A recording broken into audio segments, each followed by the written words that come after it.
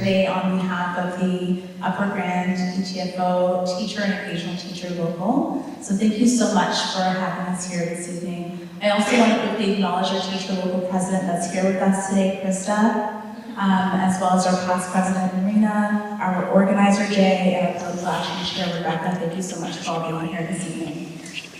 I'm sitting here today not just as an educator, but as someone who is deeply committed to the future of public education in Ontario.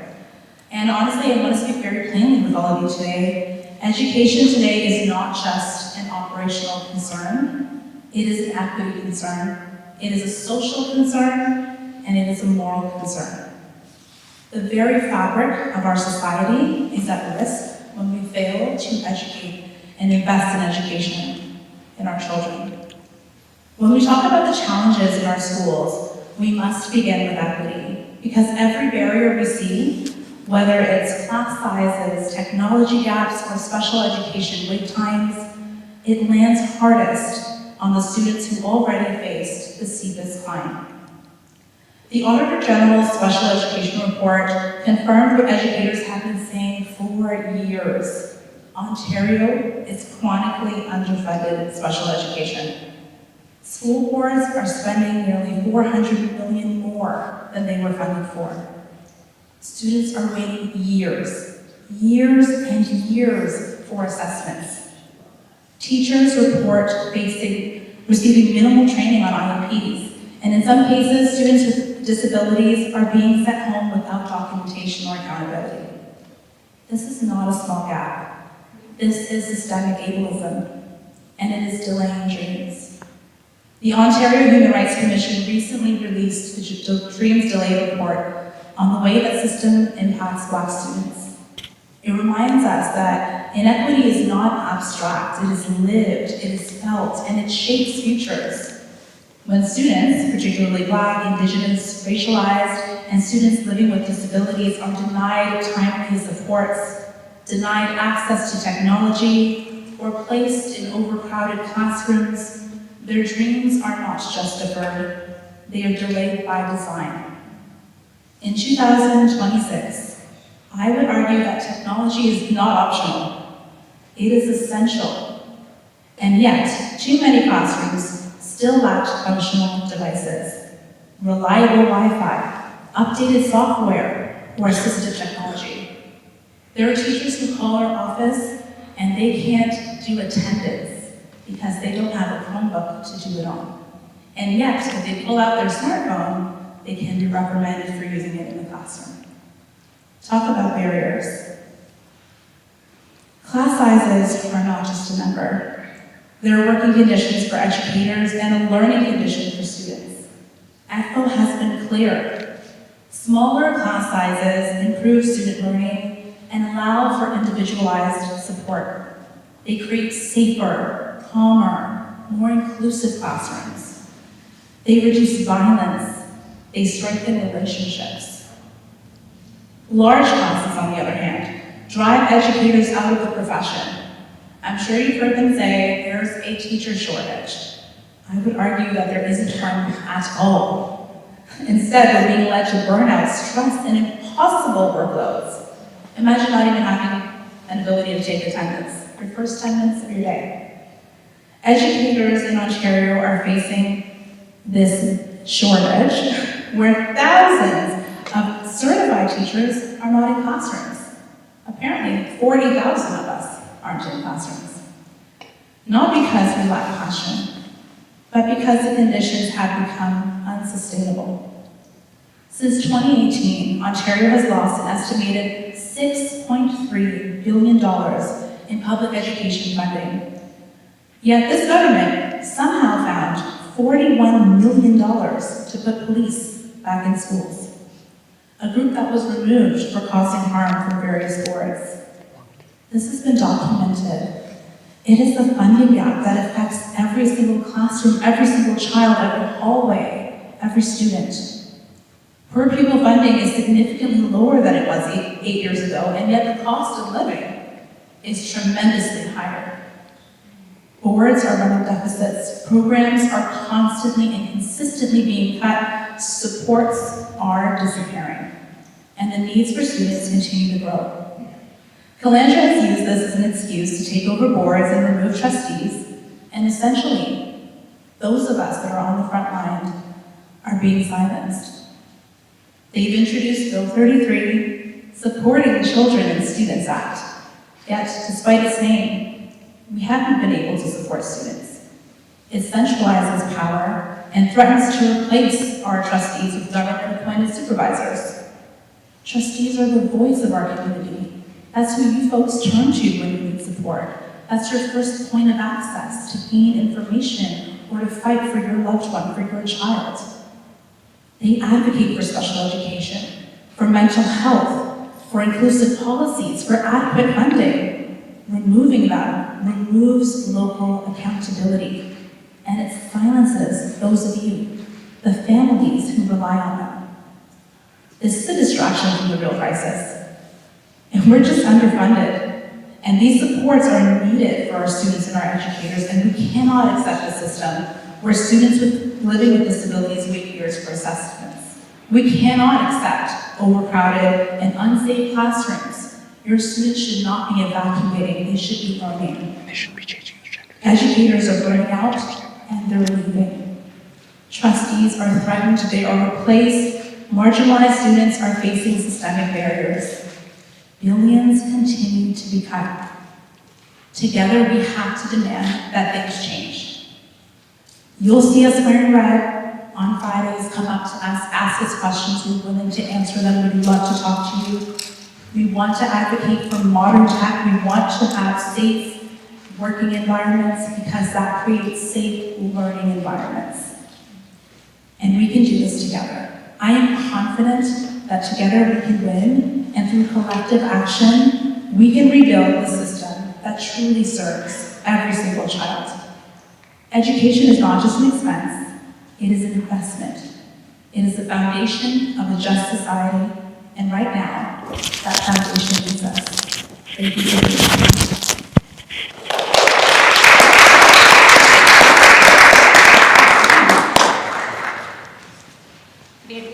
Good evening, everyone, and thanks for being here tonight. I don't typically need a mic, but I'm going to use mics. My name is Cheryl Lampkin, and I am the president of the OSSTF, ESSP, EC, there's a lot of acronyms. So, the OSSTF, ESSP, EC bargaining unit with Upper Grand District School Board. I represent educational assistants and early childhood educators who support students in our schools every single day. Through representing members across our schools, I hear firsthand about the growing challenges students and staff are facing in classrooms every day. I appreciate the opportunity to be part of this conversation tonight because what is happening in public education deserves honest discussion and urgent attention. The Auditor's General report released last week confirmed what education workers, families, and students have been saying for years. The needs in our classrooms are increasing, but staffing and funding are not keeping pace. We are seeing that play out locally. For the next school year alone, my bargaining unit has received notice of 25 early childhood educator layoffs. At the same time, kindergarten class sizes remain extremely high. Some classrooms will not have an ECE at all, and more split grade classrooms are being created. That should concern everyone, because the role of the early childhood educator in kindergarten is incredibly important. And I think there is still a misunderstanding about what ECEs actually do. ECEs are not assistants to the teacher. They are educators. The kindergarten model in Ontario was intentionally designed as a two-educator team consisting of a teacher and a registered early childhood educator, each bringing different but equally important professional expertise into the classroom. ECEs are experts in child development, play-based learning, self-regulation, communication, and early intervention. Their professional knowledge is specifically centered around how young children learn and develop during some of the most important years of their lives. The strength of the kindergarten program comes from that partnership. When properly staffed, the teacher ECE team creates stronger learning environments, more individualized support, and early intervention for students who may be struggling. But instead of strengthening that model, we are reducing it. In one example for next year, kindergarten classroom projected to have more than 31 students, while the classroom next door will approximately have 15. Why? Because keeping one class Immigration crisis. The floodgates are open. Educator is required instead of having two properly staffed kindergarten classrooms. But the decision may save money on paper while creating significant challenges for students and staff.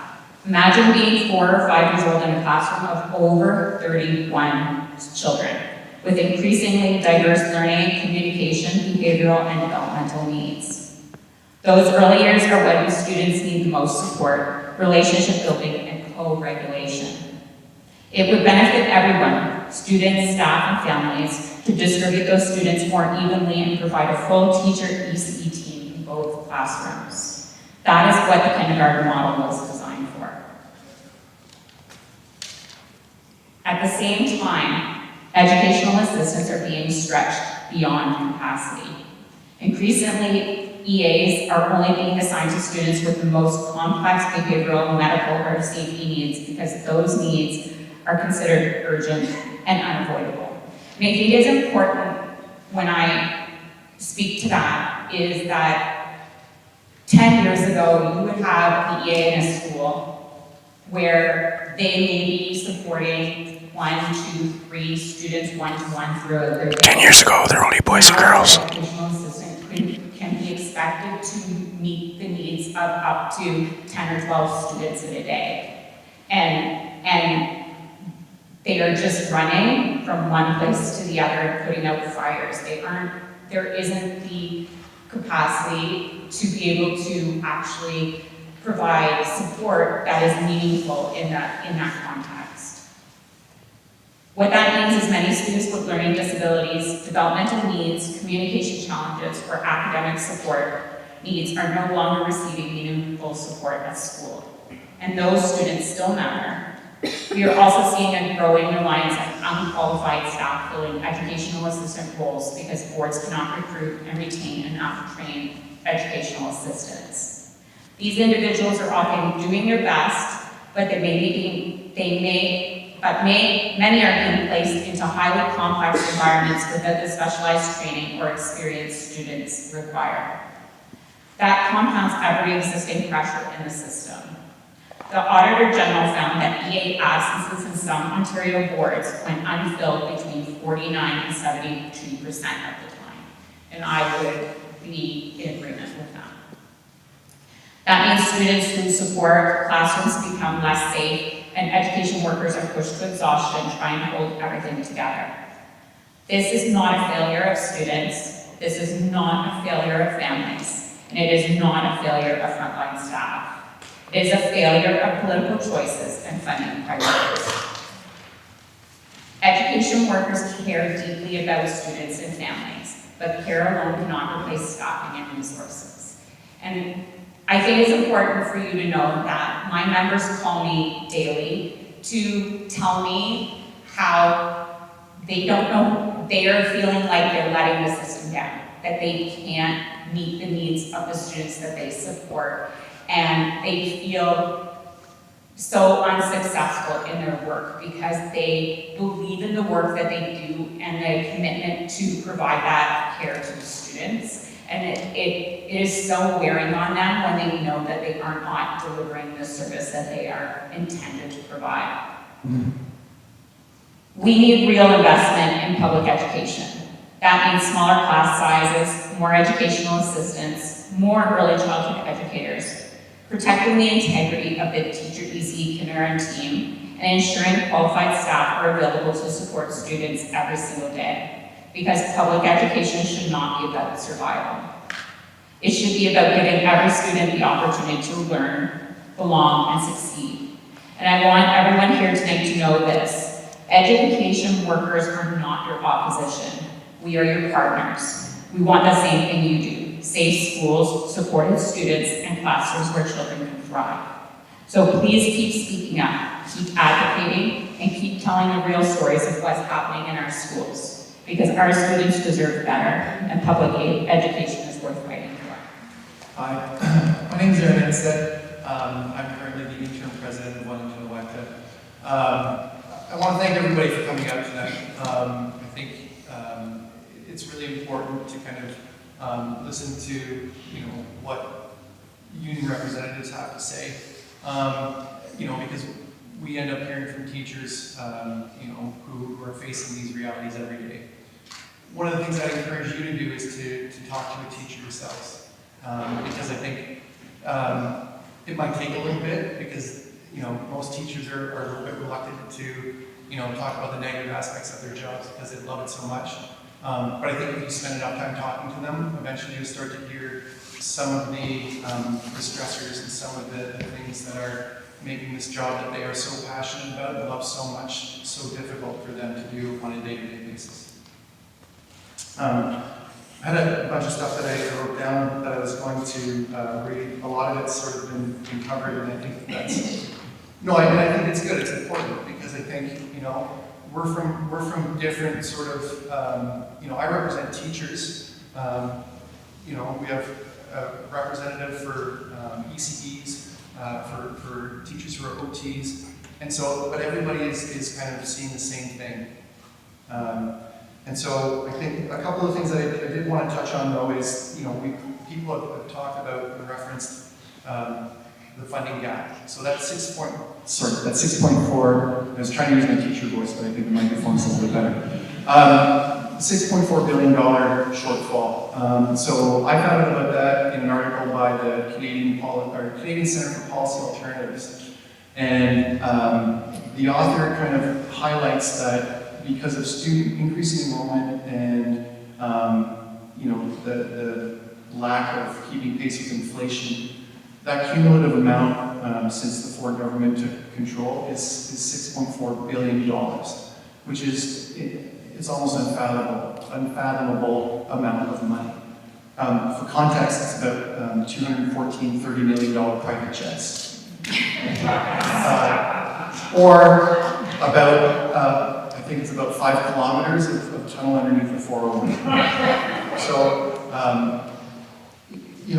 that money should and could be better spent on things that impact students and teachers, and makes the job of education easier and better, right? I think it's ironic that the Minister of Education has used the idea of fiscal mismanagement to take over school boards and to push forward legislation like Bill 101. And if you haven't had a chance to look at what Bill 101 is about, I encourage you to do that because there are some terrifying things in there. He's basically stripping the democratically elected trustees of power. He's basically trying to also impose a business model on education. And if you spend any time in education, you know that education is not a business. Right? There's funding, there's money involved, but it's not a business. And if you treat education like business, we're seeing the results of that. And so I think it's really important to keep that in mind. When teachers reach out to me, one of the things that I'm hearing about, and I thought of some examples that I could provide that are sort of, real examples of the struggles that they're facing. So teachers who are being told that photocopy paper is rationed. And so they're basically having to go hand in hand to their principal to say, I need more paper to do photocopies because I don't have enough tech in my classrooms.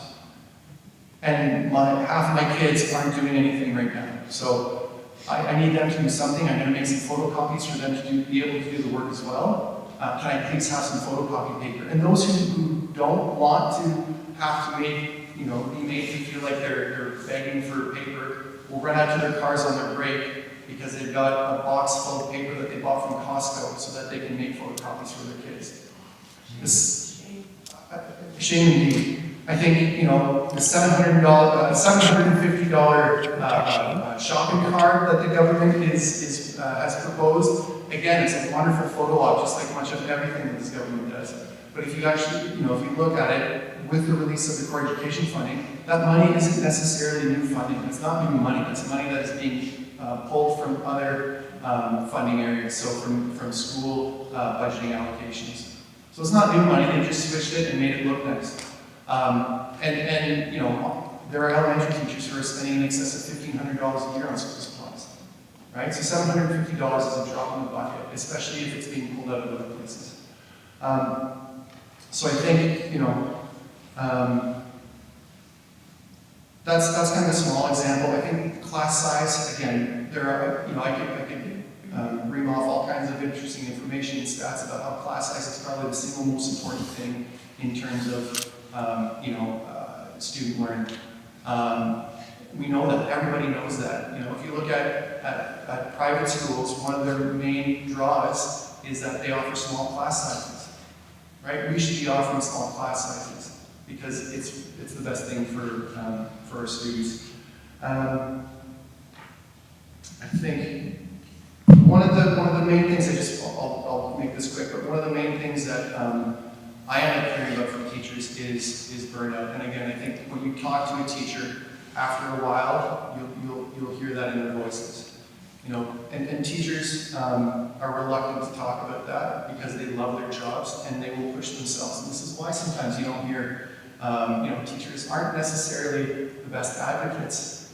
One of the reasons is because they're so busy. The other reason, is because they care so much, and so they don't want to make it difficult for anybody else, especially their students, and so they end up putting that on themselves. And we're seeing, teachers access medical leave in droves, or like the 40,000 certified teachers who aren't teaching, they leave the profession. And so, funding can help us, right? Properly funding our education system can help us. $6.4 billion could help us. I think if you have smaller class sizes, you're gonna start to address some of these really important issues that we've all brought up tonight. Violence in the classroom, teachers burning themselves out because they can't get to everyone there. I think advocacy is something that as union leaders, we're all trying to do as much as we can of. I think teachers are increasingly going to start to advocate, and I would love for the public to do whatever they can to continue to advocate too. And one of the ways that we can do that is at the polls. And I know that's a little ways away, but I think it's something that everybody needs to keep in mind. GCTV.